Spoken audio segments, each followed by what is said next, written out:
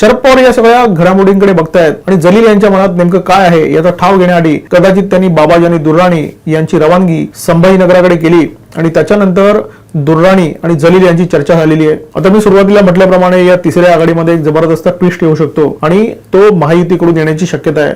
तो ट्विस्ट कोणता? अजित पवार महायुतीमध्ये अजिबात समाधानी नाहीयेत, किंबहुना त्यांच्यावर राष्ट्रीय स्वयंसेवक संघाच्या मुखपत्रातून टीका झाल्यानंतर ते प्रचंड अस्वस्थ आहेत। भाजपमधून सुद्धा त्यांना खूप मोठा विरोध होताना दिसतोय। फक्त देवेंद्र फडणवीस त्यांच्यासोबत ठामपणे उभे आहेत। त्यामुळे या प्रकाराला कंटाळून कदाचित अजित पवार महायुतीतून बाहेर पडण्याची शक्यता आहे, परंतु ते आता शरद पवारांकडे जाऊ शकत नाहीत, कारण कदाचित तिथे त्यांना प्रवेश मिळण्याची शक्यता कमी आहे आणि जर ते तिथे गेले तर त्यांना मानहानी स्वीकारून तिथे राहावं लागेल, मान खाली घालून राहावं लागेल। त्याच्यामुळे अजित पवार कदाचित या तिसऱ्या आघाडीकडे वळू शकतात आणि जर असं झालं तर तिसऱ्या आघाडीला सुद्धा बळ मिळेल आणि अजित पवारांना सुद्धा ताकद मिळेल आणि या दोघांचा या समीकरणातून कदाचित फायदा होईल अशी शक्यता आहे।